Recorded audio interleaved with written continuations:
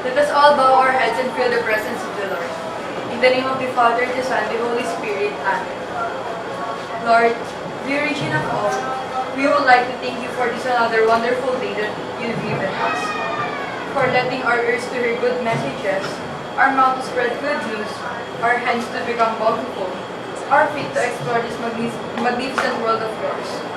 A heart that forgives the worst, mind that forgets the bad, and the soul that never loses faith towards you.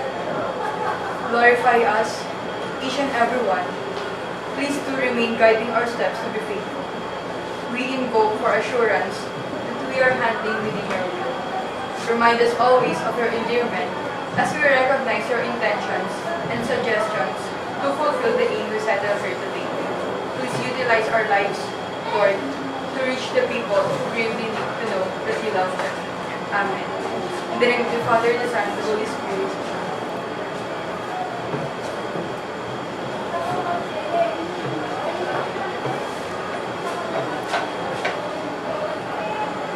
To our English advisor, Mrs. Karen B. Badawan.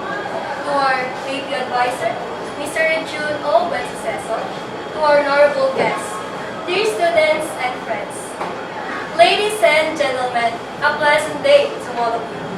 I am Chloe Honor Tapia, and it's a pleasure and honor to welcome you here today on behalf of my company. We are delighted to have you here with us to witness our presentation concerning graft and corruption occurring in our country, the Philippines. Once again, thank you for coming to this event. Corruption is one of the most common issues in our society nowadays. We want all of our guests to have the proper knowledge about corruption because it will help us to keep our national economy stable. Our one-on presentation will provide you with great information and ideas that will be made more meaningful by our admirable leaders such as Mariel Joy Barcelon, Jewel Ann Mercado, Gian Marie Canlas, and John K. Santos. As we continue to talk about corruption, we will find the different kinds of corruption and how it affects the economy of our nation. And before I give the stage to Miss Sarah Antoinette C. Reyes, the daughter of the Consular Tonton Reyes, and a campus journalist of Holy Rosary Parochial Institute, who will give you the idea about the fraud and embezzlement, I would like to say thank you. It is truly my honor to have a pleasant time with you.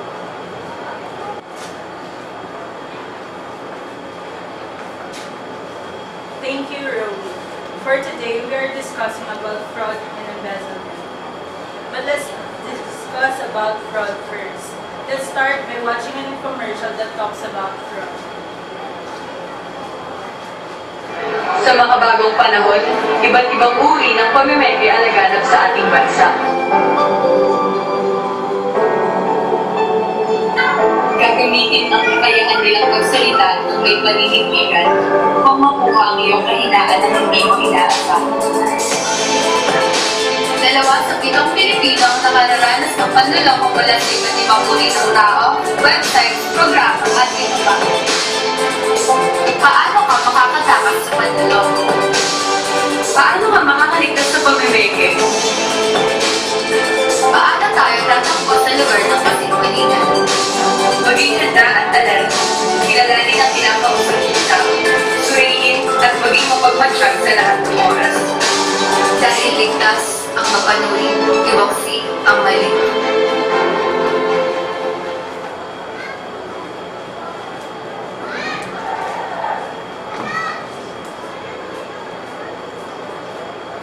Fraud is defined as the intentional deception to secure unfair or unlawful gain, or to deprive a victim of a legal right. It can violate civil, a criminal, or it may cause no loss of money, property, or legal right, but still be an element of another civil or criminal wrong. The purpose of fraud may be monetary gain or other benefits. For example, is by obtaining a passport, travel document, or driver's license, or to mortgage fraud, where the perpetrator may attempt to qualify for mortgage by way of false statements. There is no specific definition for fraud if we look at different perspectives. The term fraud is used to describe acts such as deception, corruption, theft, misappropriation, false presentation, bribery, false partnership, forgery, and others. Some may even describe fraud as practical process of deception to gain an advantage or to cause loss to another entity or individual. Some people might not even anticipate or to commit fraud. Others might do so if they contemplate. They have a way to take over. We will know the positive and negative effects of fraud and some examples of fraud as we continue our discussion. Ms. Jedalis Reyes, one of the regional finance reporter for TV Broadcasting from Bataan, is here to explain about the pros of fraud.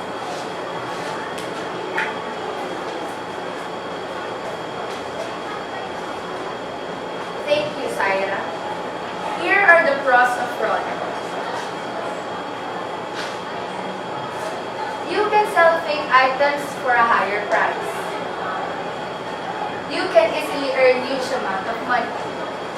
For some people who uses fake items, it is good. Maybe because they have their reasons. Because maybe they're doing this for their family or to easily earn money.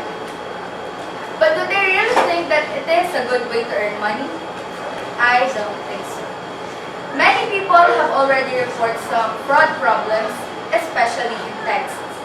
And in other stores, they sell their fake items in a higher price.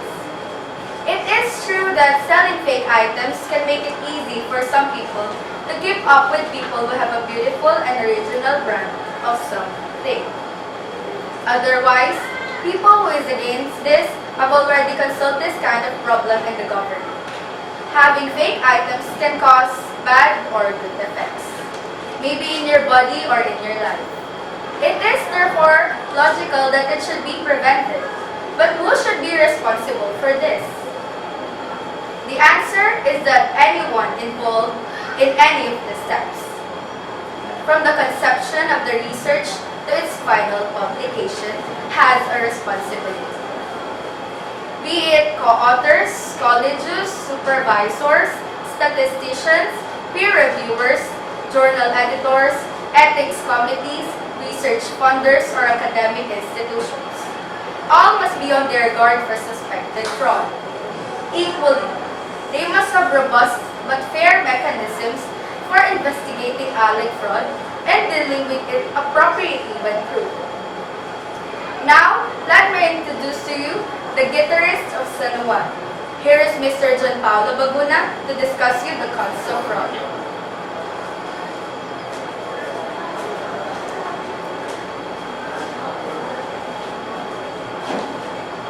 Cons or disadvantages of fraud. Here, I will explain to you what will be the cons of doing fraud. First, a lot of people might be deceived. As you can see, fraud is done by faking your ID, passport, and other things that requires your personal information. Because of that, others might mistake you for another person. They could also spread the wrong personal information to others and could lead them to know that you're just faking your own identity to others. In worst case scenario, like in airport or government agencies that requires your personal information, once they have found out that you have been using wrong or fake ID, they will not accept your application or give you a pass because of your fake application papers. Worse, they will send you to jail because of fraud. Other cons of fraud is that fake products can be easily get damaged. For example, fake IDs are not that good as the original one. They can easily get scratched or fade because of the low quality of the product. So, thank you, and that's all for the cons. And here, I present to you the next speaker. She is one of the regional finalists, scriptwriter, and reporter in TV broadcasting. From Bataan, here is Miss Maribel Estelon to give you more information about fraud.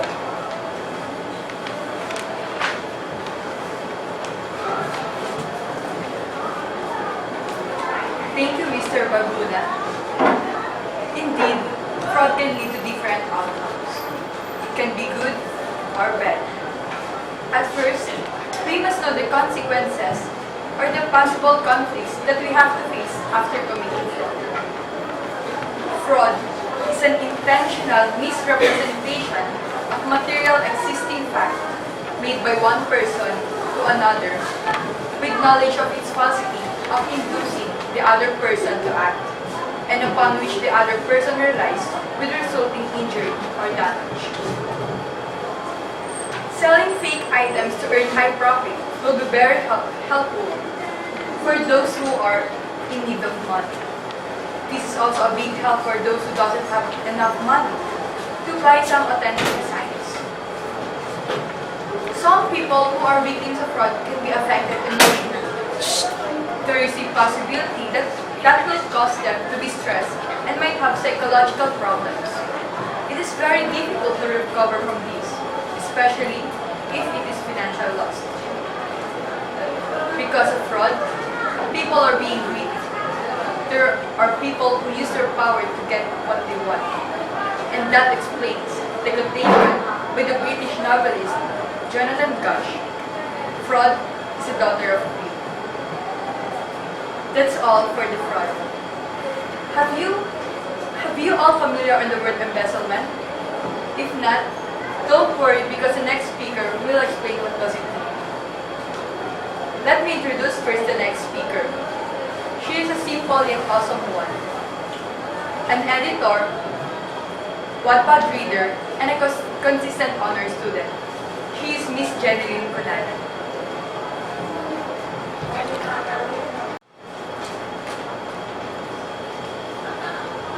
Thank you, Mary, but before I discuss the meaning of embezzlement, here's an informational video that show ideas about our topic.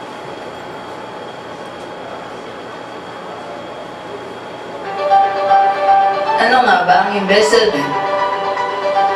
Ang embezzlement ay ang pagnanakaw o maling paggamit ng pera o pondo ng isang tao pinagkatiwalaan nito. Karaniwang ginagawa ang embezzlement para sa sariling kapakanan at kagustuhan ng taong ito. Mga dapat tandaan para hindi mabiktima ng embezzlement. Kilalanin ang taong pagkakatiwalaan mo. Ilatisin kung may kakaiba sa kilos ng taong ito. Kumpirmahin kung nasunod ang pinamahala ng pagkasunduang transaksyon.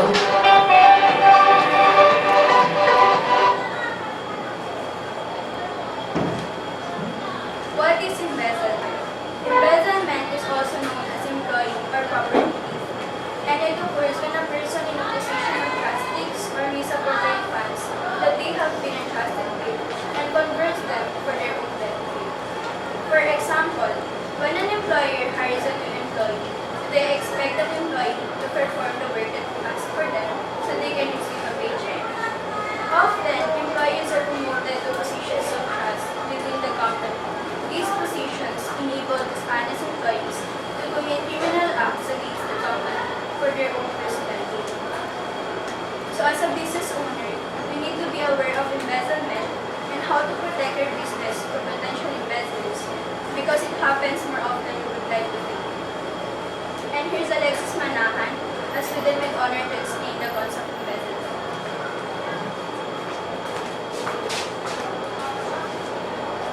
Thank you, Jen. I'm here to discuss the concept of embezzlement.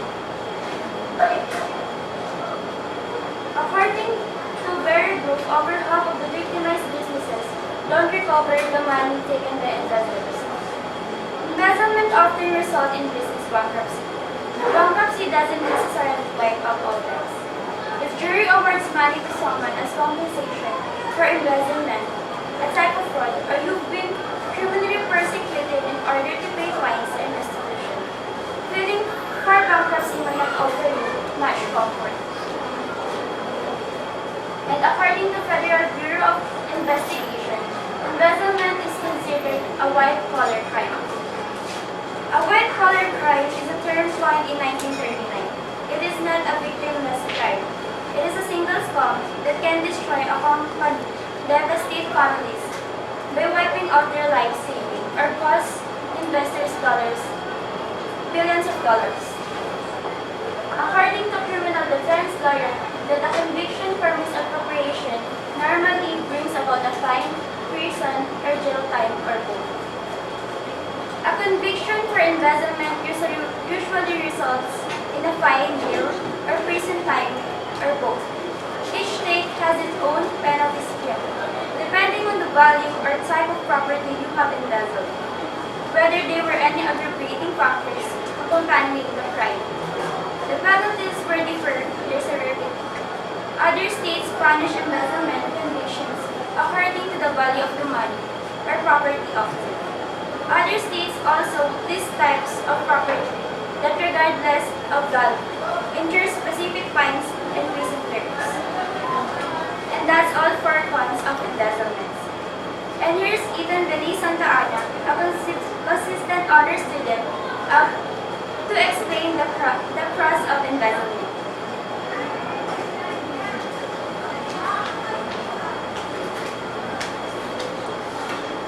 Earlier, Kunanan said that embezzlement is a type of property theft, which when a person wrongfully uses the money or the property of others for his or her own benefit. Now, I'm here to tell you about the pros or the advantages of embezzlement. First, you can help the embezzler in terms of money. Second, he or she can use it for personal use to help family members in the transaction. First, the embezzler will have legal access to other people's money or property.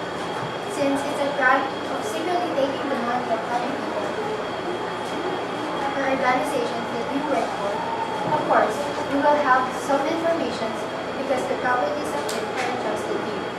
Second, since you have the legal access of it, it can help you in terms of money or the things that you need in the first place. It can help the investor because he or she can use the money or the property for his or her personal use. It can help financially or to get the things that the investor wants. But having the legal access to other people's money or property doesn't mean you also have to leave your ownership. So you may call on Ms. Chloe Taburi, which is a member of Hathaway Science and a member of Radio Broadcasting Network. She'll give you additional information about it.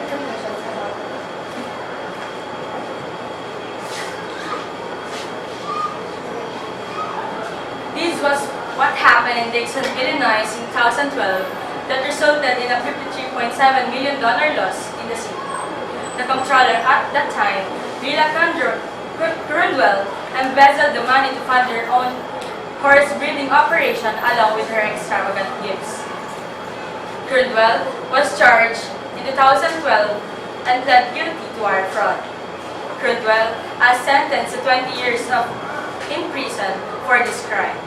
The crime of embezzlement is considered a white-collar crime as it is an violent crime that is committed by a person for their own financial gain. When a person commits embezzlement, they do not physically harm another person, although they cause them to suffer some sort of financial loss due to the theft they have committed. Those that commit embezzlement are usually in the career of some sort of business and hold a position that they have access or control over some type of financial for their company or clients. Here are some tips to protect your business. Pay attention to the 2 factors involved in embezzlement. First, focus on employees who have fiduciary responsibilities, like those in your payroll department, accounts receivables, accounts payable, and those who reconcile bank statements. These are people most likely to do embezzlement. Second, focus on cash transactions. Require that all cash transactions be recorded as much as possible. Next to me is Miss Janine Miles de la Cruz, a consistent honor student and a good friend of mine, is about to persuade all of you not to do embezzlement.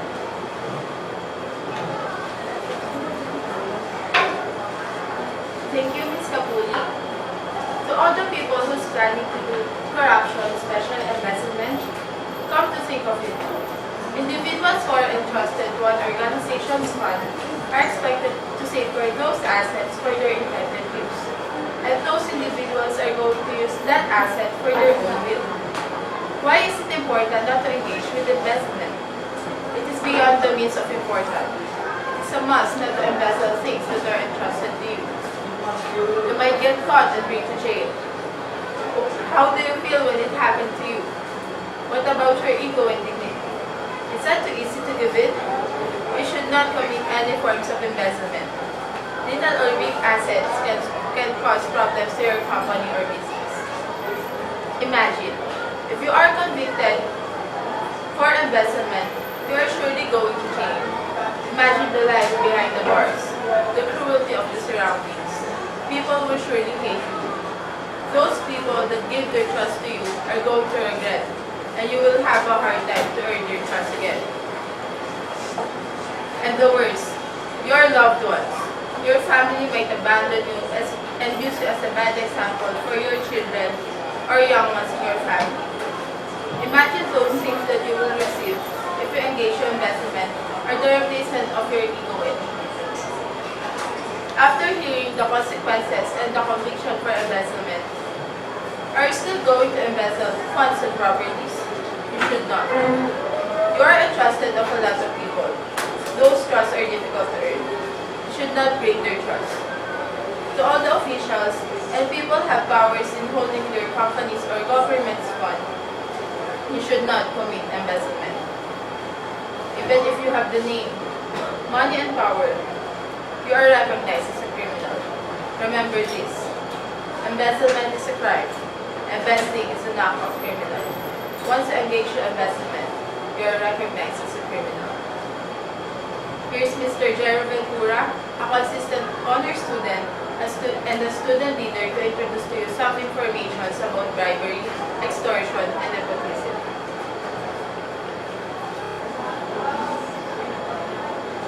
Thank you, Janet. Good day, everyone. I'm Jero Ventura, one of your speakers for today. It is my pleasure to be here and standing in front of you, and we are all delighted to have all of you participate here in our presentation. This presentation was conducted for you to understand and be able to open your eyes to see the circumstances that is happening in our society, especially in our government. We aim to open your minds so that you can make a proper action and just that benefit not only our fellow men, but mostly ourselves. The things that we will be discussing for today does not only happen in the government, but it also happens in the businesses, organization, and different associations. And that is corruption. We all know that corruption has never been right. It is unlawful and illegal. For you to understand it further, we will be elaborating to you what does corruption really mean. Does it beneficial or good to someone? Corruption is unprofessional deed used to gain something. It is the misemployed and sometimes abusive use of power or position over the community or organization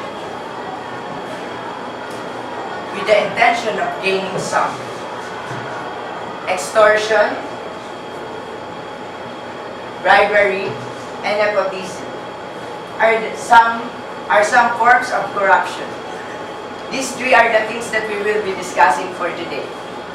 But before we proceed to the discussing of these three, let me introduce you that your beloved speakers for today.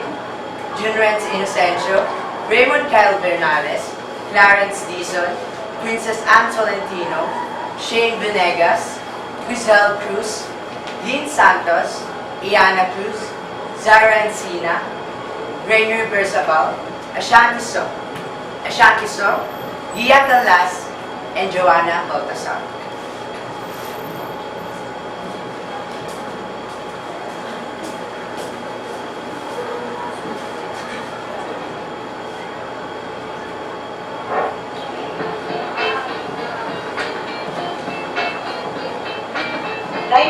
pagtuli, pagtanggap o pagbibigay ng isang iligal o hindi etikal na regalo na ipinagkakalaon ng isang tao upang maimpluwensya ng pag-uugali ng tatanggap. Maaaring ito ay pangako, bibilihin, pera, monumento, o alin-alitan.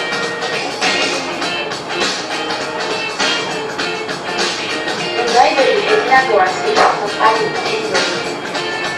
Bawat ito ay good value. Ito ay ang pagbili ng isang tumatakbong opisyal o ng mga mamamayan. Ang bribery ay isang illegal na gawain at masama ang naidudulot ito sa ating lipunan, kaya ito ay dapat na natin iwasan.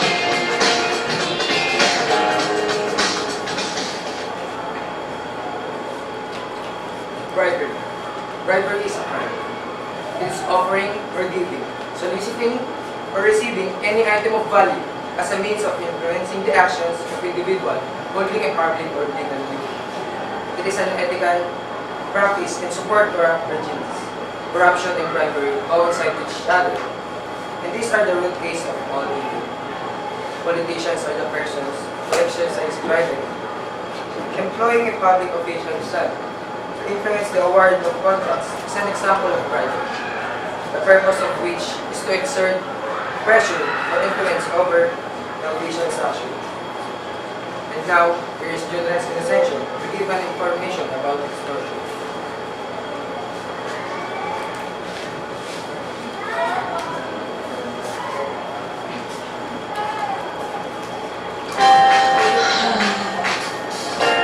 Sir, ano po bang pwedeng gawin para tumaas yung markang nakuha ko?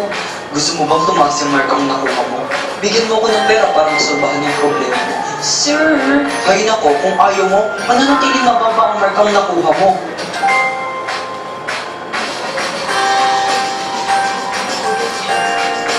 Ang extortion ay isang akto o gawain ng pagkuha ng anumang bagay mula sa isang tao sa pamamagitan ng pananakot, pagbabanta, at paggamit ng kapangyarihan.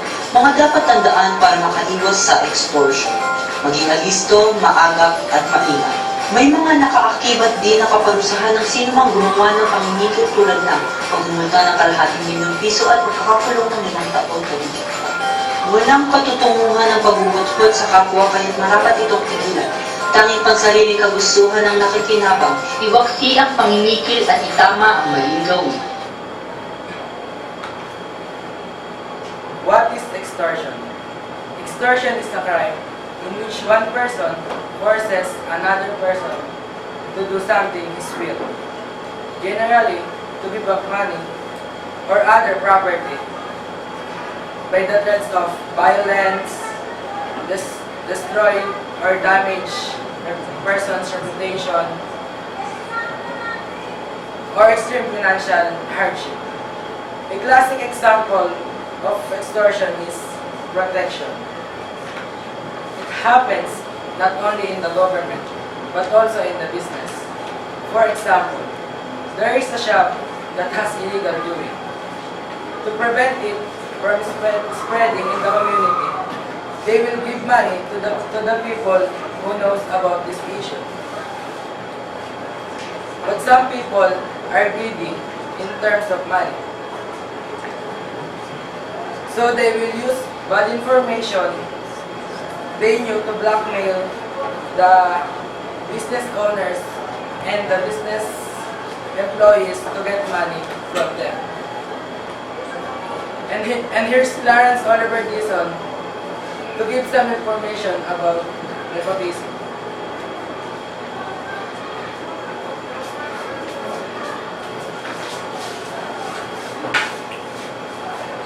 Nepotismo.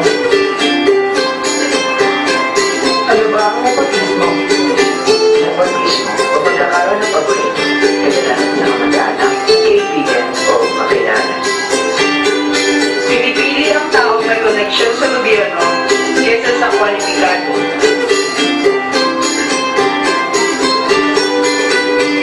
Halimbawa, eto si Jacinto.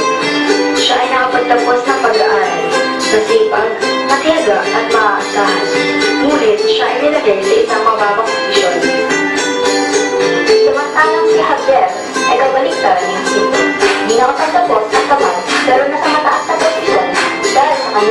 the opisyal. They don't favoritism. They hire an employee with the right skills for the job.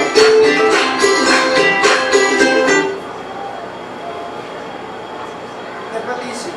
Nepotism, also known as favoritism, an unfair use of power or showing favoritism towards close friends and relatives. People who receive special treatments and get promoted to the position for they are not qualified. Nepotism is very well known in government offices and politics as well. Nepotism is a wrong word for us, especially for the people who have power such as the government, because it affects on the mindset of the people, where they become codependent and impartiality will not be implemented. You need to go with the right way if you want to get a job, and be fair to the honor. Here's Rizal Cruz to give you further information.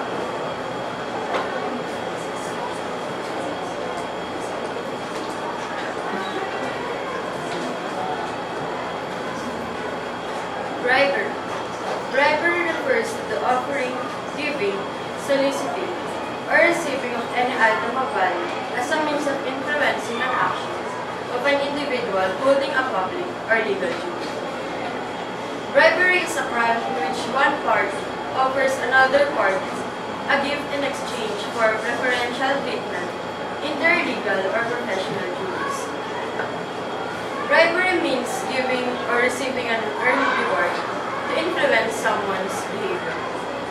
One common form of bribery is kickback, an unearned reward following favorable treatment. There are two types of bribes: white-mail and lubrication. White-mail bribes are used to induce an official to perform an illegal or uneconomic act. These types of bribes are given to politicians or to major government officials. They are common in many developed and developing countries. Lubrication bribes are used to expedite or facilitate normal governmental approval of a legal transaction. They are routine in many developing countries, are solicited mainly by minor government officials. According to Hart Powell, bribes can take many forms and can occur in many different fields. Some of the more common instances of bribery include bribery of witnesses in court, bribery of a public official, bribery of doctors, and bribery of foreign officials. A bribery charge can reach a felony level, where the punishments are the most severe. Examples of bribery. Bribery can happen in many different spheres of influence. In the sporting world, for example, one boxer might offer another payoff to throw or to deliberately lose an important fight.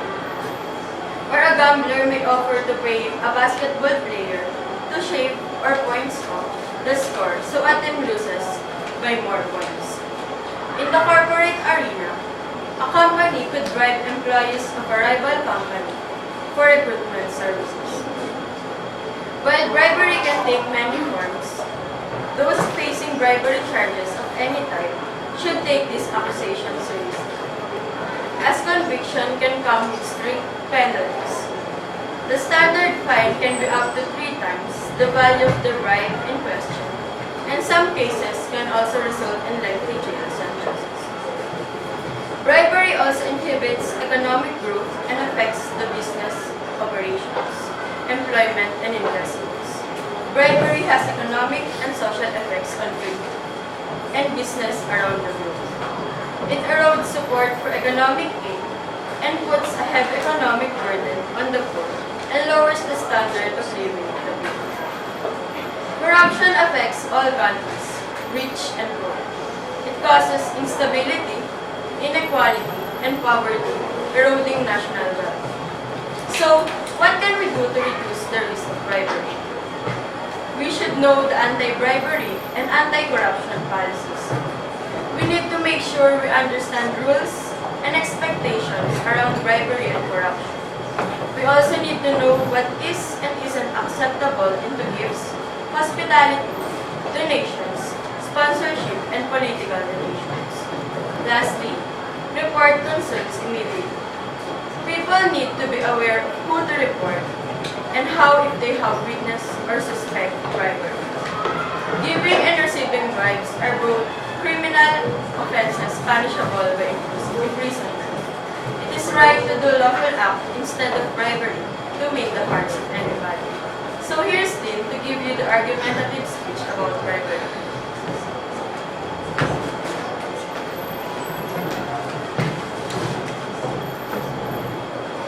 Bribery is making someone do something for you by giving them money or any material things. This situation happens a lot in our country. According to Mercurio, a survey was done between 2017 and 2018 that shows that Philippines ranks 17 out of 53 countries with the highest perceived bribery and corruption. Have you ever done or thought of accepting a bribe? Do you agree that giving or accepting a bribe is making our country's economy worse? Or do you believe that it doesn't affect or do anything to us? Bribery was done mostly by politicians running for a position in the government. To win, they bribe people and took advantage of them, especially the poor and uneducated ones, because they know that those people will agree because they are lack of knowledge and need. In the end, those politicians will win. But for me, bribery and corruption won't just end there.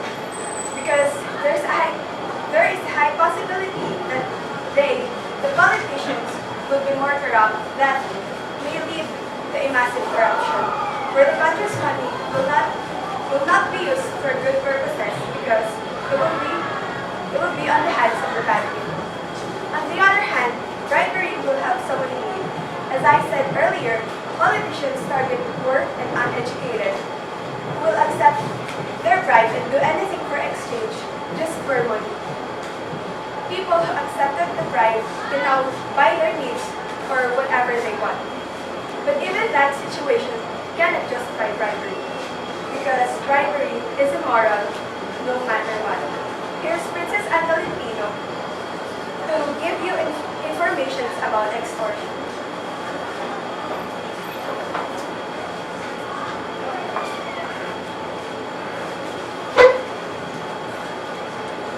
I am standing here today to make an action and prevention about extortion. When you do something that's right because of power and money, attempting to force someone to pay you by making threats is known as extortion, and it is punished in all states, as well as under federal law. The crime of extortion traditionally covered only actions by public or government officials, though today the crime applies to actions by private citizens as well. Extortion occurs when someone attempts to obtain money or property by threatening to commit violence, accuse the victim of a crime, or give private information about the victim, and can ruin someone's life immediately.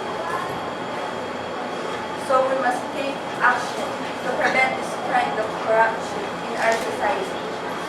Always remember, the most effective way to deal with extortion is to report the suspected crime right away. Extortion can happen to anyone of you. It means that you need to take proactive steps to protect yourself and stop the potential victimizers in their tracks. When someone makes a threat, the threat itself must be able to cause fear in the victim. The fear can be based on almost anything, such as fear of violence, economic loss, social stigma, deportation, or anything else that might cause the victim to hand over property. It can cause you physical injury, damage to your property, expose a secret, use their position as a public servant, and can cause any act which is meant to materially harm another person with respect to his health, safety, business, career, finances, reputation, or worse, even personal relations. Extortion is a crime. It must stop. If not us, who? If not now, when? And here is she to elaborate the topic given.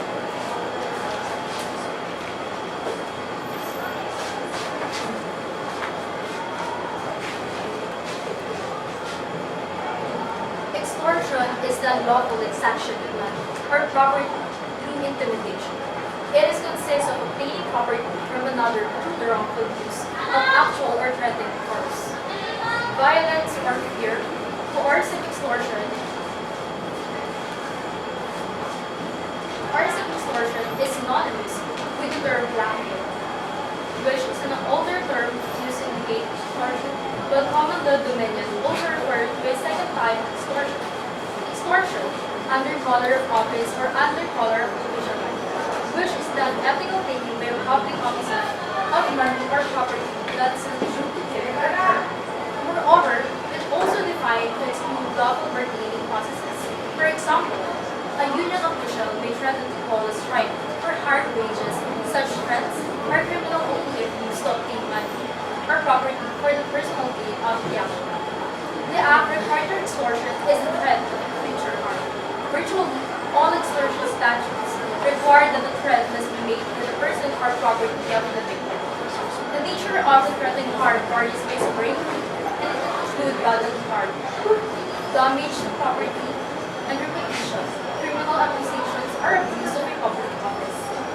For the clarification, extortion is different from the crime of robbery. In robbery, the property is taken against the will and without the consent of the victim. While in extortion, the victim consents, although unwillingly, to surrender money or property. Another distinguishing factor is that the nature of the threat for robbery is limited to immediate physical harm to the victim. On the other hand, extortion includes with a greater variety of threats relating to future harm. Under extortion, these are the things that connected about this moral scheme. First, threats. Extortion is based upon some type of threat. The person making the threat must state an intention to commit an injury or harmful action against the victim. Second intent, a person commits extortion with making a threat with a specific intention of forcing someone else to provide money, property, or something of value. However, intent is not based on the defendant's statements alone, but rather upon the circumstances and the facts surrounding the threats. Third, fear. When someone makes a threat or attempts extortion, the threat itself must be able to cause fear in the victim. The fear can be based on almost anything, such as the fear of violence, economic loss, social stigma, deportation, or anything else that might cause the victim to act or hand over property and thus property. The type of its property someone tries to obtain when using extortion encompasses almost anything that has contents. The property doesn't need to be actual physical property and can be property that does not have currency. There will be no adequate benefit in the extortion, so it must be stopped only for the sake of eccentric people who can take advantage of it. And it's not a good example of our execution. Get rid of extortion and precise wrong habits. Extortion is a serious crime and it can result in significant loss of freedom if you are convicted. Here's Tyra Isina to start a new topic about nepotism.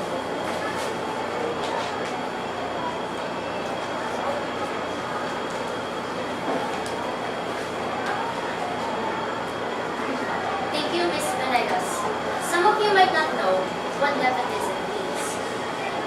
Wikipedia defines it as favoritism granted to relatives. The origin of the concept comes from the Italian word nepossimo, which is based on the Latin root nepos, meaning nephew.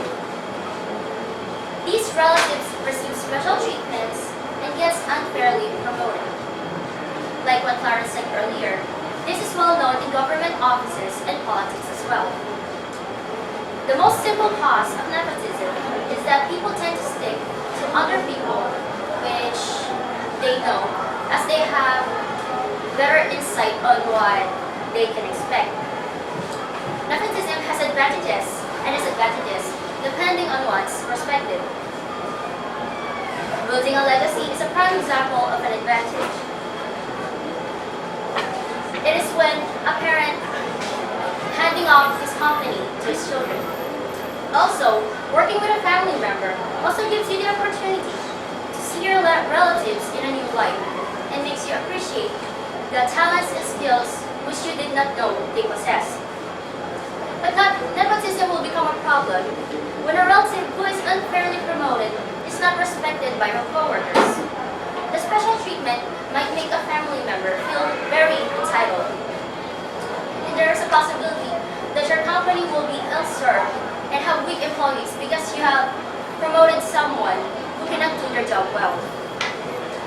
In order to make nepotism work, strong core values in an organization is important.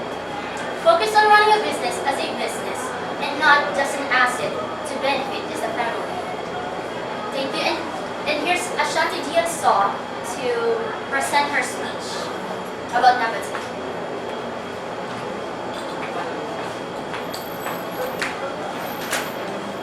Nepotism is the act of hiring or promoting a person because that person is a family member, a relative, or an acquaintance. Even when there is someone who is much more deserving, the position is still given to the family member. Nepotism has advantage and disadvantage according to one's perspective. I highly oppose nepotism, and the reason is that if there is an act of nepotism in the industry I'm in, I would lose all the confidence I have. Thus, all the hard will be pointless. It's like having an audition, but the roles are already filled up. One of the good things about nepotism is giving up the legacy. Someone who worked his/her entire career in order to provide and give his/her company to his/her children. In this way, it is likely to be seen as a good reason. Since the children inherit the company, they'll see each other more often, and it will build the family more united. It is possible that employees or the colleagues will be unhappy. Considering that there is a nepotism in the company, there will be resentment among them. The workers in the company will probably leave. It's like putting a line where they can cross over. In conclusion, nepotism is much more being biased. Therefore, the colleagues will be dejected, since there is a custom in the company. If there is someone who could do the job much better, hire them. It will help the company to grow and be more successful in the future. And to answer your uncertain thoughts, here is Yanni Maxine Cruz and Ranger John Berzaval.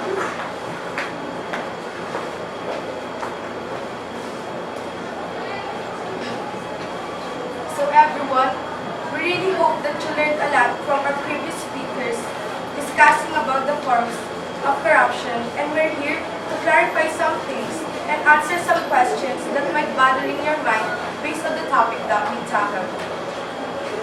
First question, what are the other examples of bribery other than vote buying? There is a lot of examples of bribery that does not only happen in our government, but this is also possible to have this kind of inadequate scheme in Medfield. For example, if you will able to brag about changing some result on a medical record based on what you prepared. Bribery also happens if you want to murder a person and for the quick process of documents, you will bribe. It's also possible in the school. For example, you want to enter to an exclusive university or you want to aim high grades for you to be able to pass. You can also bribe the judge in a court to make a victim guilty as defense. There is a lot of people are doing this kind of unethical process, not just only in our government. The next question is extortion the same as robbery? Based on some description, it's kind of same, but no.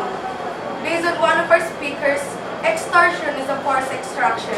It's like a voluntary, because on the other hand, you don't want to get hurt or involved, and the person who will benefit will give you a condition in exchange of your freedom and reputation. While robbery is just stealing without any condition and don't have the intention to bring it back. The next question is, why are these three part of the forms of corruption? Corruption is done in the government or by the government officials.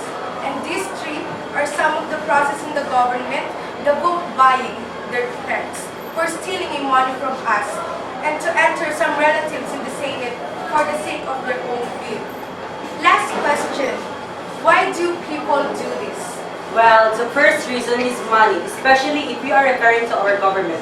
But there are more reasons, probably in poverty. They will threaten you for them to be able to get what they want from you. Power, because they want a strong competence in all aspects. There is a lot of reasons, but no matter what angle it is, we should not normalize corruption because it is unfair and immoral. And with that, we hope we are able to clear out the uncertain thoughts that everyone had. So before we end this presentation, we would like to introduce Gia Canlas and Joanna Baltasar for our conclusion.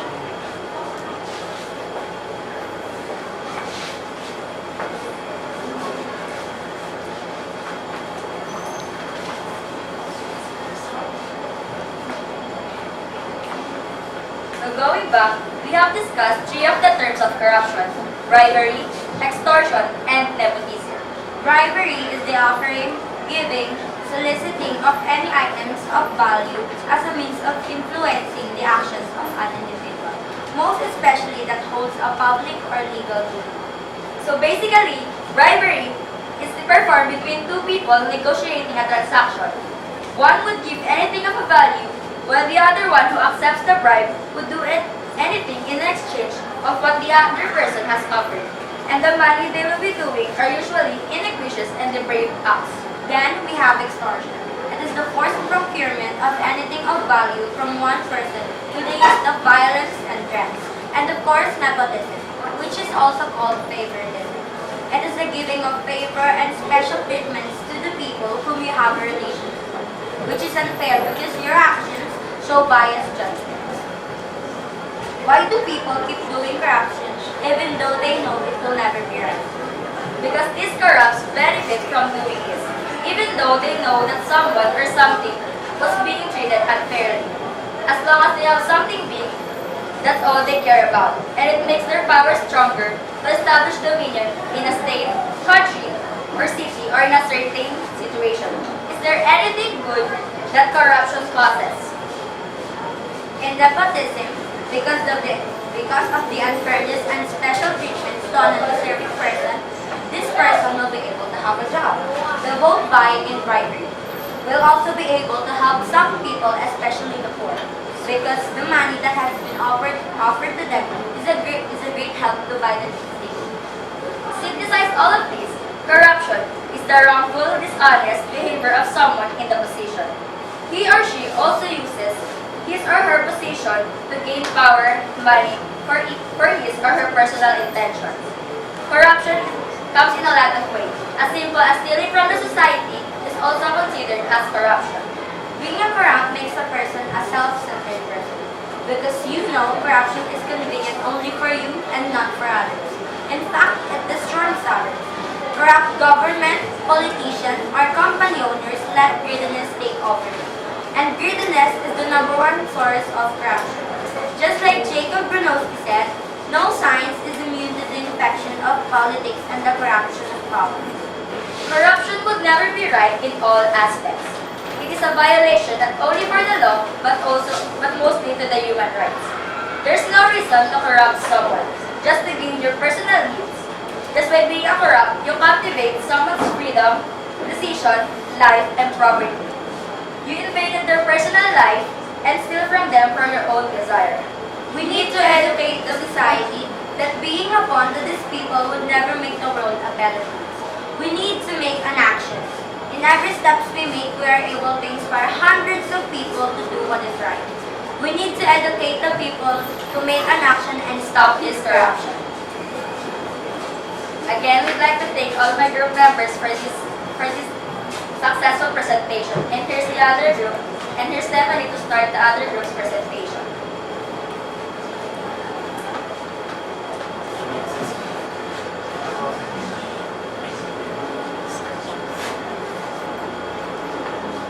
Corruption. Corruption is a manifestation of dishonesty or criminal misdemeanor by a person or an organization delegated with a position of authority to acquire illegitimate benefit for an individual's personal gain. Graft. Graft is an occurrence of illicit profiting of money through exploiting one's position or influence in politics or businesses. Here's Katrina Angeles, a consistent honor student and a citizenship advancement training officer, to further explain about those projects.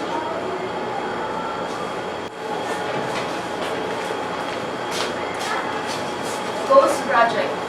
These are the non-existent projects that are financed by the government officials. and one of the major causes of corruption, and is a huge draw on government funds that could have been channeled for meaningful endeavors, and an infrastructure endeavors that are reflected only on plans but are not applied in reality. And we prepare some campaign video from those projects.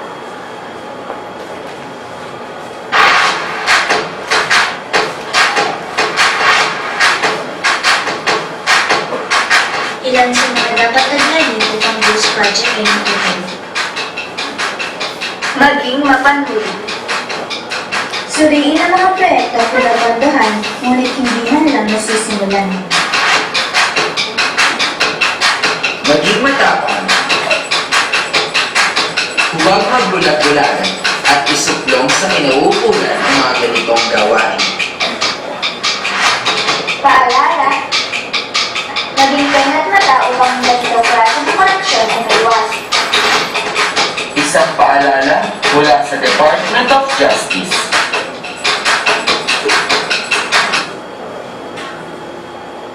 The locals in the Palawan area provided them with 520 million in project funds, one of which was the Labuhan Bridge project, which is worth 20 million. And also, the Aramay One Baron Bridge worth 20 million.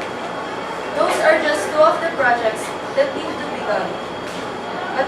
But as far as the quality of this production is concerned, the materials used are not compatible with the estimated cost they are taken. So it can be seen that in the $500,000, only up to 200 million have spent on the projects they need to do. I would say that they save the other fund for their interest in the fund, or what we call a income. Here's Leon Victor Salenga, a consistent honor student, to further explain about Ghost Payroll.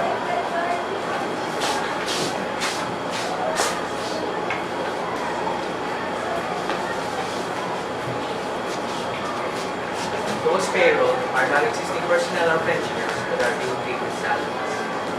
These personnel can either be fully fictional or they can be real people that have no connection to the company itself.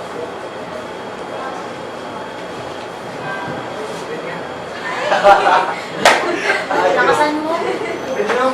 Rock and roll!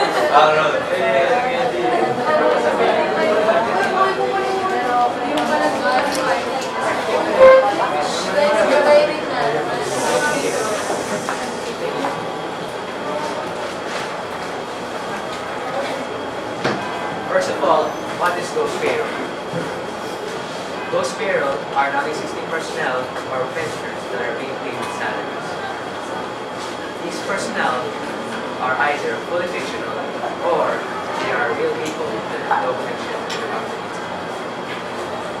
Next, what is ghost payroll used for? It is used to make extortionate schemes appear legitimate. Money paid to the ghost payroll are remitted to an organized crime scheme. Next, we will show a video that provides more information and an example of ghost payroll. Mayroon ako 15 empleyado sa aking negosyo at nangangailangan ako ng pasweldo at puhunan. Pinangakakuhan ko meron ng komisyon dito. Pamumuunat kita ng 100,000 pesos bilang pampasweldo sa iyong mga empleyado.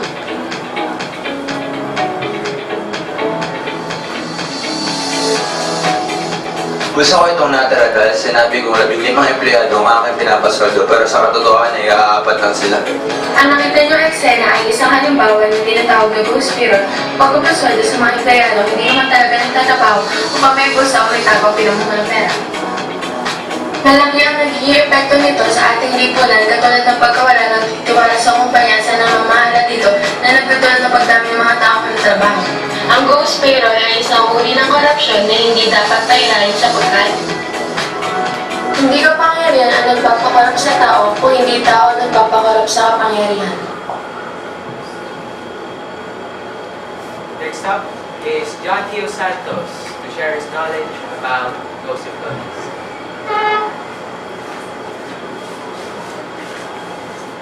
Thank you, Leon. Good afternoon, everyone. Once again, I'm John Q. Santos, and I'm here today to further explain what ghost employees are and how it can affect our country's economy. Ghost employee. Person who is on employer's payroll but who does not actually work for the company. Ghost employee schemes are among the most damaging to a company because they tend to take place over a long period of time. It is also an employee that is undocumented. First of all, ghost employees are essentially a scam where money is funneled into an empty account, left for the thief to take later. Depending on a business size and finances, this can go for months or longer unnoticed, and it can do severe damage to a business infrastructure.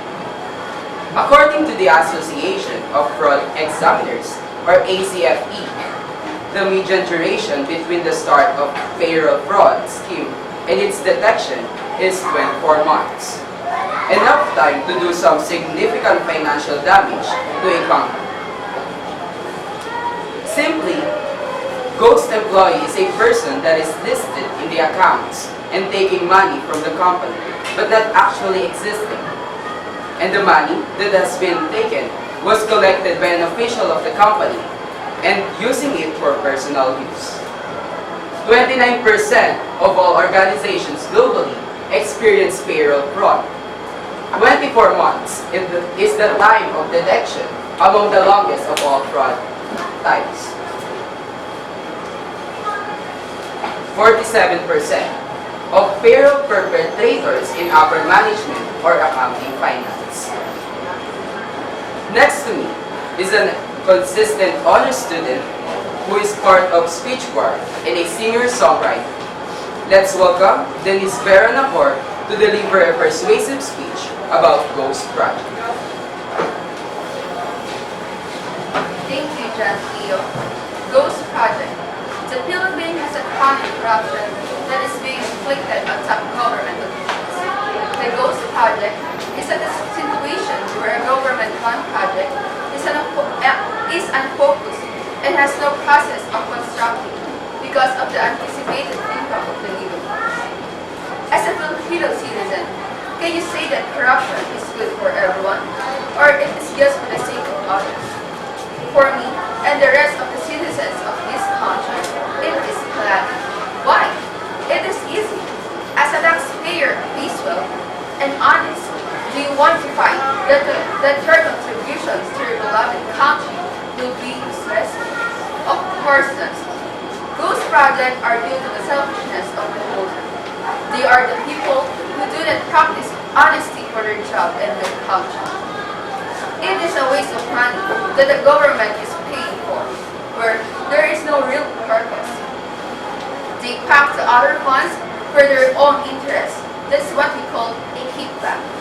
For me, good quality looks like a project with good service. You, as a taxpayer, just want a good and safe buildings, facilities, and etc. Who would want to pass through a bridge with a deep ravine at the bottom of it without drainage? Or who would want to go through the uneven road just because of bad service? Nobody likes it. And because of the greediness of most people, we need to be alert all the time. We need to be observant of what is happening in our environment. Let us not be fooled. Like what they say, don't trust anyone blindly. Most people you meet with are with you only for their own sake and interests. And a question for yourself.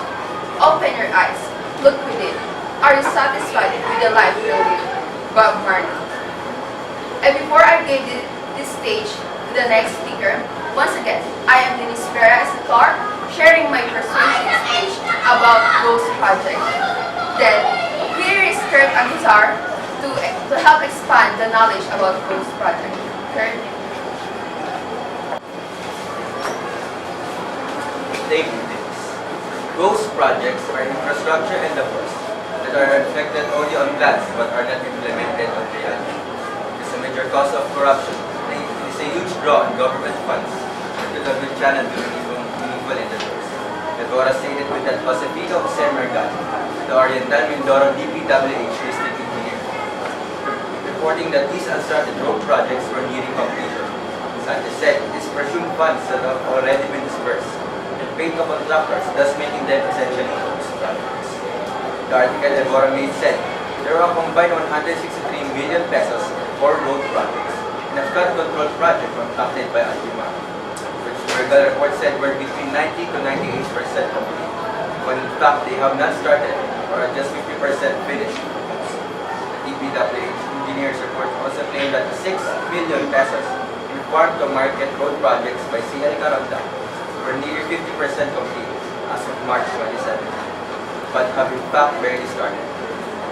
Regal also claimed a 3 million Lubang water system improvement project by Kajer Marine was 95% complete as of March 27, but also has not started as of October 27.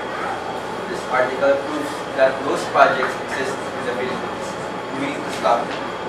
To audit the previous statement, an article by the Manila Times see that the government auditors in Tabok City, Halingam, uncovered a ghost and defective projects of the provincial government amounting to more than 7 million pesos.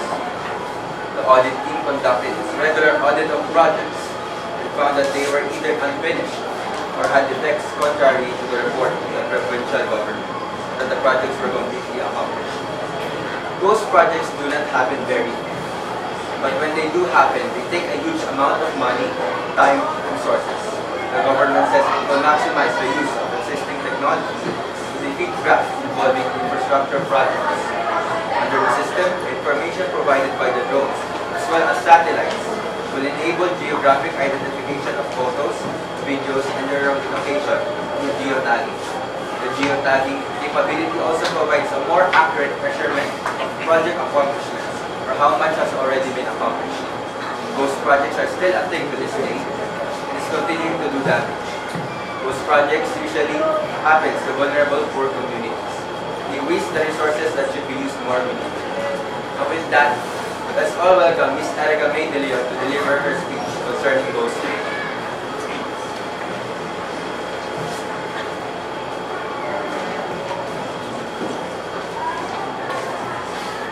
An informative speech about ghost theory.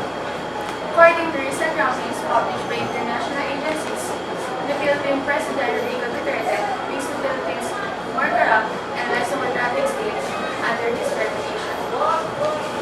As of January 23, 2020, it is said that the Philippine government's corruption in 2019 became worse even more, which led the economy to be ranked as the 130th out of 180 countries.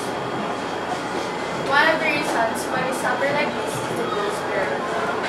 Ghost spiral affects the growth of corruption. Some experts estimate that almost a quarter of businesses are affected by viral fraud each year. Dishes. Bakit? Ano nangyari? Pati braces. Ay.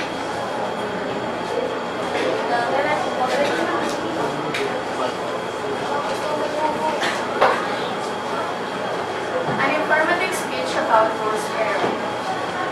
According to recent rankings published by international agencies, the Philippine President Rodrigo Duterte makes the Philippines more corrupt and less democratic state under his reputation. As of January 23, 2020, it is said that the Philippines government corruption in 2019 became worse even more, which led the country to be ranked as 130th out of 180 countries.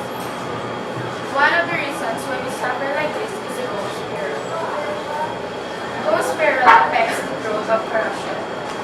Some experts estimate that almost a quarter of businesses are affected by viral fraud each year. This results to it being the most damaging skill to a company. A company that practices ghost spiral is stop. This often happens with companies considered small or big. It gives you advantages, but it is better to achieve things that you have worked hard for. Moreover, there are different types of viral fraud, and here are some things that you need to be aware of in your business. First, you should learn how you can identify the fraud. To identify it, you always have to check if virals You should learn the basic methods and different schemes they use to do fraud. Third, have someone regularly check and compare payroll records to time card reports and employee personal files. Fourth, use data analytics to spot anomalies in pay records. And lastly, examine receipts to ensure they are authentic. Remember that you cannot certainly assure that you will not experience having those employees that will ruin your company, but it will be a great help to learn all of it. Ghost payroll does not do well a company, only for those who benefit from it. For them, it is the easiest way to have money. Be wise on what is happening around you. And here is Ms. Halverden Audi, a consistent honor student and president of the class, to also share her informative speech about Ghost payroll.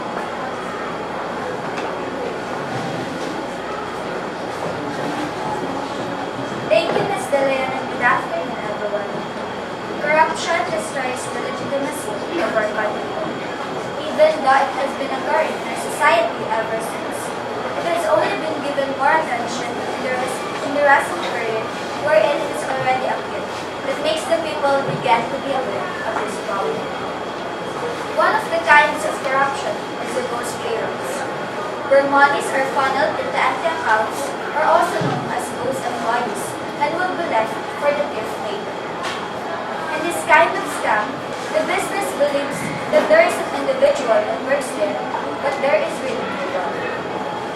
It is a type of fraud that impacts 27% of businesses, according to the Association of Certified Fraud Examiners. It happens to everyone, but small businesses are affected twice rather than the larger ones. Depending on the business size and finances, this can go for months or longer at times and can do severe damage to a business infrastructure.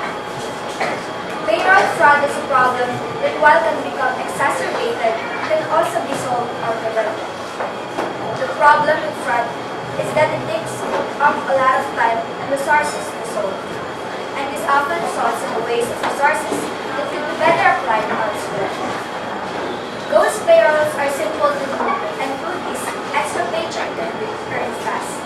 Even though one fake employee and a sole paycheck is not allowed, if you imagine having over 10 fake employees registered in the payroll, it can make the business take a bigger risk.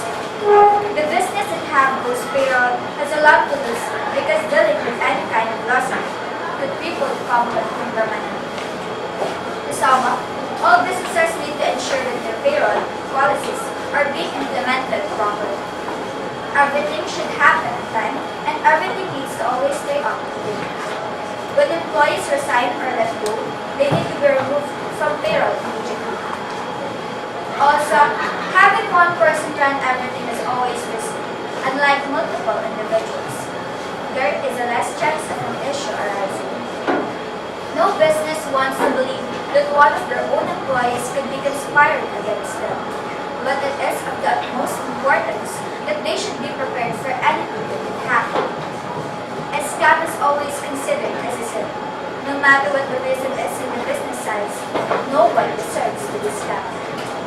And here's the group of Milena Martinez, a consistent honor, to explain the tax evasion and evasion of public bidding in the award of contracts.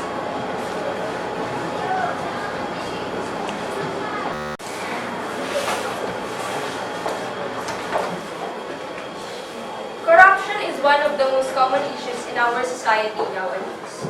We want you all to have a proper knowledge about this issue and how we can avoid and combat this problem in our society. First, what is corruption?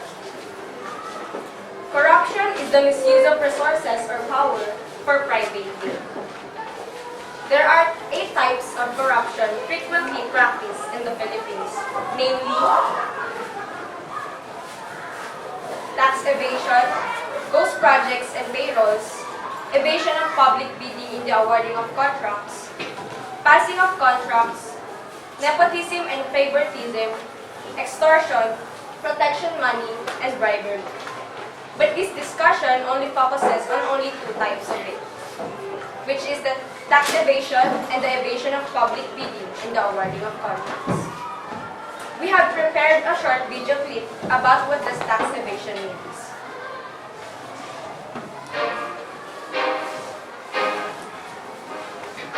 Rappler, nahaharap sa kasong tax evasion. Ang balitang ito ay nagpapakita na ang pagkakasangkot sa tax evasion ay maaaring magdulot ng parusang pagkakakulong o pagmumulta. Ano ba ang tax evasion?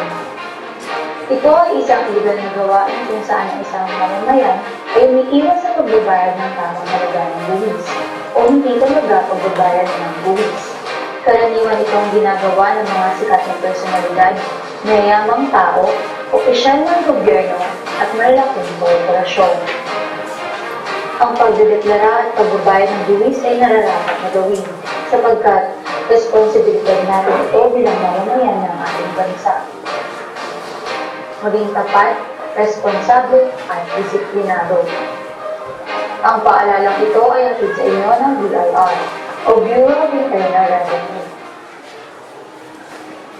Now we have here Mr. Ralph Cruz to give you information that will make you understand more the meaning of tax evasion.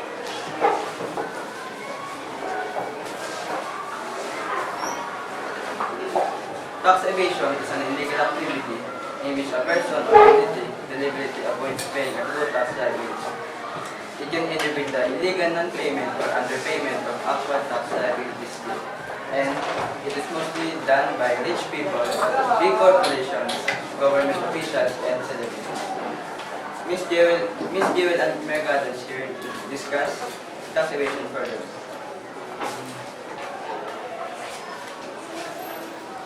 The examples of tax evasion are illegal non-payment.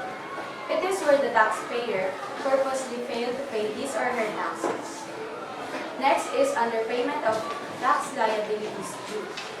And it is where the taxpayer does not pay the actual amount of his or her tax liabilities.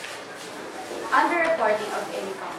It is the situation when the taxpayer, or for example a doctor, who does not have a concrete income, will fake his true income for him or her to not pay a large amount of taxes. Next is inflating deductions or expenses. It is when businesses fake their expenses. And lastly, hiding interest in offshore accounts.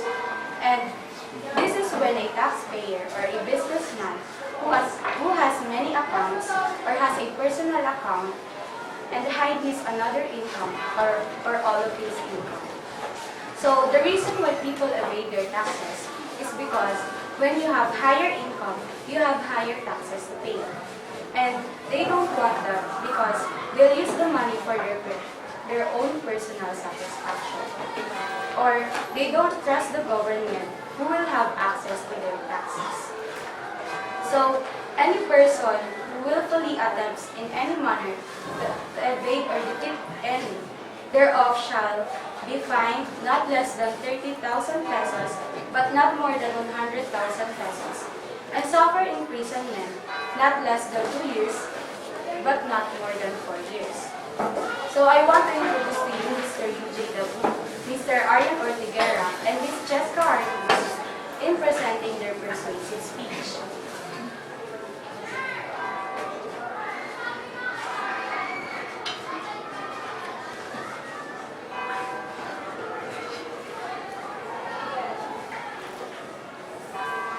Albert Bushnell Hart states that taxation is the price which civilized communities pay for the opportunity of remaining civilized. We, as citizens, want the best for our country, especially here in the Philippines, wherein our nation is one of the poorest all over the world. We want to help improve our economy, and the simplest way is to pay our taxes, but then, why did corruption have to interfere? Why corruption have to be a trend that is currently growing in our economy, provided that even if it is a global trend nowadays, no citizens or human being in his or her right mind won't commit this sin, since no matter what the reason is nothing can justify this evil act. However, do you ever experience fraud? Or do you ever felt like you have been took advantage of? Because if yes, well, we are going to talk about corruption and tax evasion, which is one of the types of corruption. As Arthur Vanderbilt said that taxes are lifeblood of government and no taxpayer should be permitted to escape the payment of his just share of the burden of contributing to Reto. Look, we can all agree that taxes are a pain. Doing them, paying them, not getting a return. You know the drill. The reality is, well, all want to enjoy maximum tax relief and pay as a few taxes as possible. Nobody enjoys paying taxes, but as upstanding citizen, we have to do our part to maintain critical function like school, roads. So, as someone who is committing tax evasion, it can truly benefit them since this is an activity in which person or entity deliberately avoid paying a true tax liability. But it is just a fair to pay your taxes for the reason that we all are equal in this community. So, if you know that you are more capable financially, then you better pay your taxes rightfully. While corruption has existed since the Egyptian dynasty and still persists in almost every country around the globe, as of now, it is just a constant in the society and ours in all civilization. So, it is pretty common nowadays, especially when it comes to the government official, and even with some famous personalities.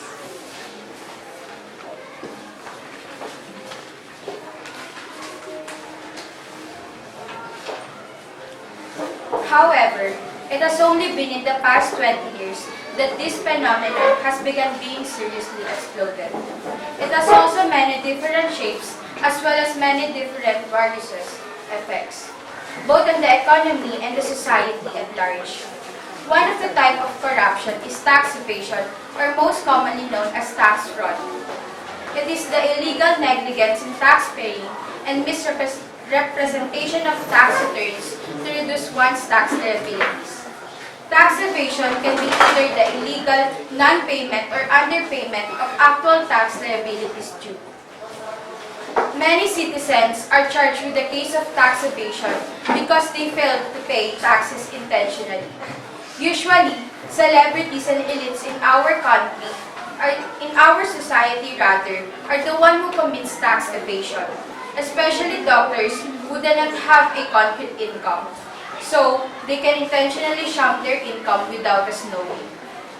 And it is really unfair for the part of normal citizens of our country that wealthy persons did not pay a right tax even though they are capable, whereas penurious citizens pay the right amount of tax even though the money that they have is not enough for themselves and their family.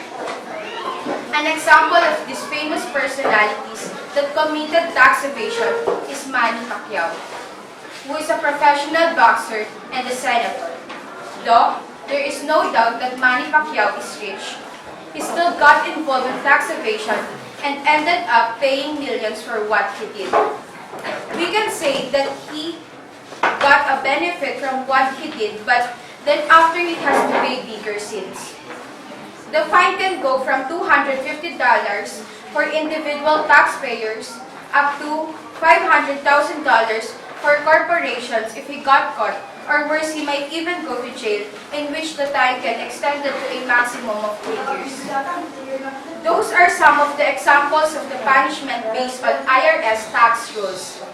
So, think of this. You don't have to be involved in tax evasion to decrease your expenses because once you've been caught, you will have to face the consequences of what you've done.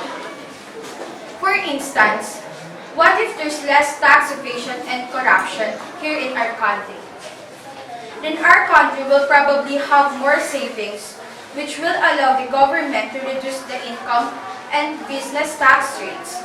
That will result in having plenty of classrooms in public schools, books, equipment, and other materials that will provide Filipinos with high-quality education, free education. It will also affect the salaries of the teachers. Public hospitals will be having modern facilities and equipment that will enable them to provide higher medical and health services to Filipinos. The Philippine Armed Forces will be modernized and will be able to defend our country better from internal and external threats.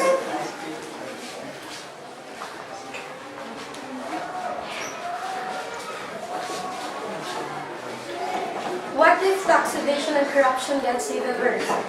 Then the answer is probably clear. Our future will be unsure. Our future will probably drop its economic growth, educational quality, and many citizens may die since poverty will rapidly increase. So, do we want that to happen? Are we going to wait until the last citizen beg for his or her life just because of poverty? Definitely not. So we must quickly stop tax evasion and corruption in general before it's too late. We must unite and make it stop. Let us all chase our dream of having a beautiful and just world. Hence, in the now or immediate term, we must target our anti-corruption efforts, where we know the risks are highest, particularly when it comes to development funding. Republic Act No. 3019, or the Anti-Graft and Corrupt Practices Act, is our main anti-corruption law. It enumerates certain acts of public officers that constitute graft or corrupt practices and others. Our country has more than one law for corruption. If you are a business owner, it is vital that you and your employees understand what tax evasion is, and be aware of how you could inadvertently aid tax evasion. After all, the penalties for companies, if found guilty, can be severe. They include unlimited financial penalties, confiscation orders, and serious crime prevention orders. And if you are not a business owner, and you just have your own personal income, just be sure to never forget to report your income and never hide extra cash through money laundering or offshore accounts. So in short, the only solution to preventing tax evasion to happen is honesty, since you yourself know what you are capable, so just always be honest with yourself and also to others. In general, achievement starts with a dream, and if you put steps, procedures, actions, and deadline on the dream, it becomes a plan or strategy that can actually be reached. There's nothing wrong with dreaming. If we can put our dreams in our hearts, they become our strong and burning desires that make us eager to fulfill them. Therefore, rather than being a prisoner forever of hopelessness and extreme negativity, let's share this dream with our countrymen. Let's put this dream in our hearts and make it a powerful mission. And from that mission, let's unite and start doing something to realize our vision. Continue fighting for our dreams. Continue fighting corruption.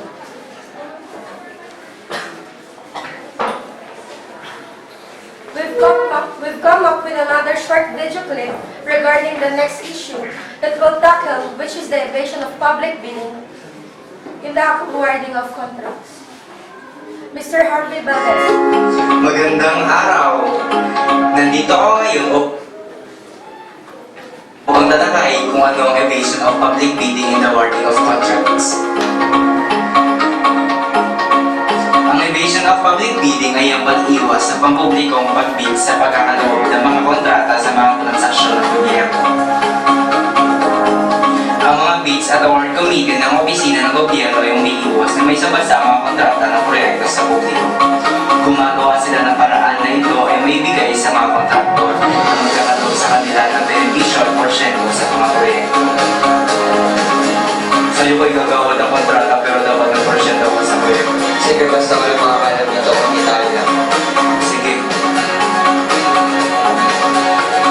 transaction na tayo ay isang halimbawa ng evasion of public bidding in the awarding of contracts. Mahalagang paalala, ang evasion of public bidding ay iwasan upang korupsyon sa pamayaran ay mabawasan. Mr. Harvey Valdez, you may now have the stage to share and discuss your knowledge about this topic.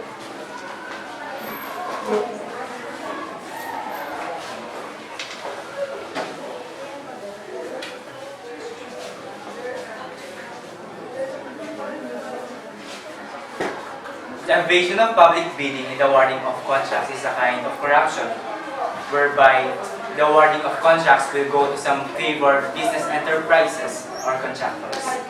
It is the conspiracy between the contractor and the manager to steal or to gain money from the budget of the project. Members of Bids and Awards Committee are very subjective of awarding the contracts to those who can provide them with personal benefits. It can cause an easy deterioration of some projects because of low budget used in doing the project. We often hear the term public bidding, and it is often associated with anomalies when done in government yards. It is because government and private companies often conspire for the same purpose, to steal money. The first purpose of the programs and projects has been forgotten out just because of personal interest and to steal money without hard work. Lack of wrong transactions from the government were like an evasion of public bidding.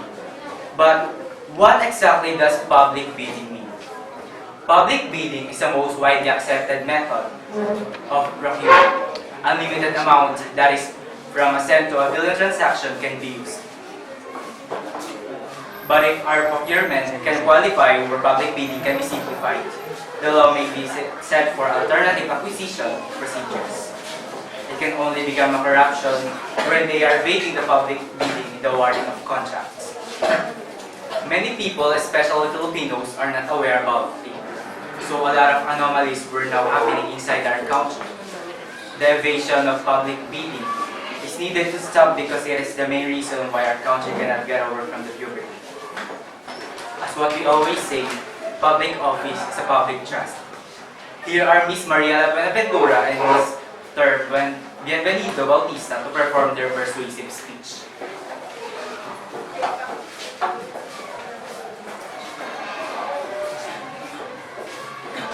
Here in our country, many corruption is taking place. One of these is the evasion of public bidding in awarding of contracts. What is evasion of public bidding in awarding of contracts? It is one of the continuous corruption happening now in our country. It is the situation when someone members of the bid and award committee are very subjective of awarding the contract to those who can provide them with personal benefit. For example, there is a contractor who gives project to his fellow contractors, and when that contractor knows someone he can talk to or contact, and he can give the project without the other contractor's consent. In giving the project to the contractors, he can receive kickbacks or percentage because of the agreement. The observation that attainment executed in accordance with knowledge-based principle consistently features strong individual purported to decisive in ensuring attainment cohere to strategy anchored in knowledge and asserts that the leader commitment influence adoption of knowledge-based approach to a credible commitment mechanism. In essence, top leadership serves an advocacy role for the procurements they oversee, ensuring the procurements receive sufficient support and protecting them with policymakers wishing to commit resources to other projects, including those for which failure to follow a knowledge-based strategy could invite future problems, but at least in the short-term run, appear that they will take less time and provide more capability. In this way, sustained leadership provides team tasked with managing procurements, incentive to stay the course, maintaining adherence to the inhaled-based strategy, by pursuing modest capability objectives, and take the time necessary for sequential development and production.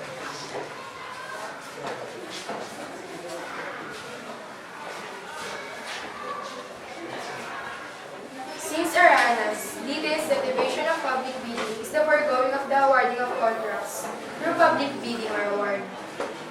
These contracts to favor business enterprises or contractors, usually done by government offices, particularly bids and awards committees or BAC. Sometimes, members of BAC are very subjective of awarding the contract to those who can provide them with personal benefits or what we call the kickbacks. On the other hand, Kenton describes that kickback is an illegal payment intended as compensation for affirmative treatment or other improper services. The kickback may be money, a gift, credit, or anything of value. In addition, most of Filipinos are not aware about the issue innovation of public bidding in the awarding of contracts that is happening nowadays. It is a furtive arrangement where only two contractors benefits money or kickbacks. As a member of this society, we must know what is really going on with the projects being put place in our country, because many politicians earns money covertly. Overall, if we continue the wrongdoing of evading of public bidding in the awarding of contracts, our economy will not grow because of various corruptions that are now happening inside our country. So as a determined member of the society, let's do what is right and just, and together we will stop inflaming this problem so that substantial things in our country will not decrease and the society will continue to grow and improve. As what we're always saying, public bidding is a public procedure.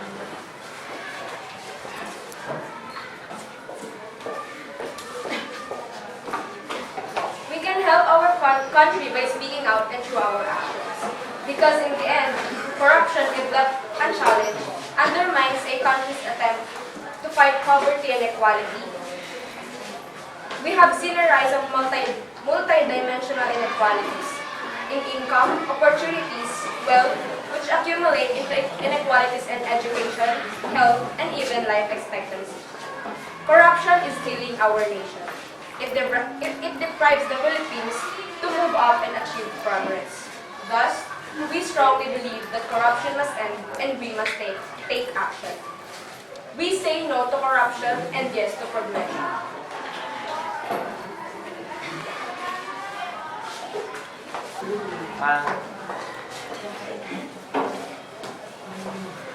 Before we end our class symposium, I would like to thank everyone who did their best to make this symposium successful, and to all the groups who gave their all efforts, and especially to our English teacher, Mrs. Karen Padawa, for making this symposium possible and for giving us the knowledge for our presentation. We are St. John, and we hope you've learned something about the things that we've discussed. Again, I am Jero Ventura. Thank you for all your participation. May God bless you all.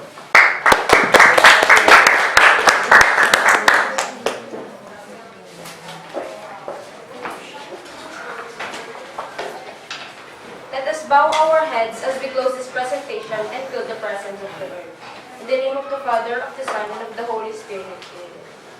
Heavenly Father, as we prepare to conclude this presentation, we want to give honor to you. Thank you, Lord, for the time we had today to discuss issues. The divine source of all life, our hearts praise you for the gifts that have been present within this act of unity. For the gifts of fellowship and understanding, of mutual respect and shared vision. We are grateful for the gifts of perseverance and insights into the common concerns we share. For these and other graces, we are grateful, Lord. As your grace be with us as we fulfill our duties and responsibilities. May you bless each person who took time to gather here today, and let your hand of protection be on them. Let the work done here today come to fruition, and let it all be for your glory. We ask this through Christ our Lord. Amen. Amen. Father, Son, and Holy Spirit. Amen.